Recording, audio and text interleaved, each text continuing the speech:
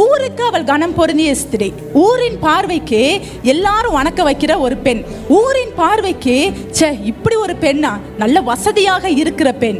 ஆனால் உண்மையான அவருடைய நிலவரம் என்ன அப்படின்னு சொன்னா, அவருடைய வாழ்க்கையில ஒரு சந்தோஷமே இல்லாத ஒரு சூழ்நிலையில தான் இந்த பெண் வாழ்ந்து வந்திருக்கிறா.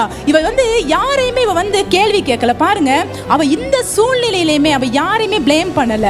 அவ யோசிச்சிருக்கலாம் இல்லையா, எனக்கு ஏன் இந்த ஒரு வாழ்க்கை, என்னுடைய வாழ்க்கையே வீணாகிருச்சு, இந்த கிழவனை நான் கட்டிக்கிட்டு என் வாழ்க்கையே வீணாகிருச்சு, எனக்கு பிள்ளை இல்லையே அப்படின்னு சொல்லி அவ ஒரு இடத்துல கூட தன்னுடைய கணவனை பற்றி குறை சொல்லவே இல்லை.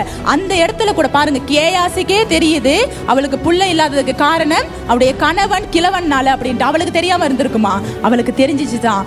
ஆனாலும் அவள் யாரையுமே குற்றப்படுத்தவில்லை, அவள் தேவனையும் குற்றப்படுத்தவில்லை. அவள் தன்னுடைய வாழ்க்கையை அவள் திருப்தியாக வாழ்ந்தாளே. இன்னைக்கு உங்களுடைய சூழ்நிலையிலையும் கூட உங்களுக்கு தெரியும், இந்த சூழ்நிலை கஷ்டமா இருக்குது, இந்த சூழ்நிலை எனக்கு வெளியில எல்லாம் பார்க்க நல்லா இருக்கு, ஆனா நான் கடந்து போகிற இந்த சூழ்நிலை எனக்கு கடினமாக இருக்குது.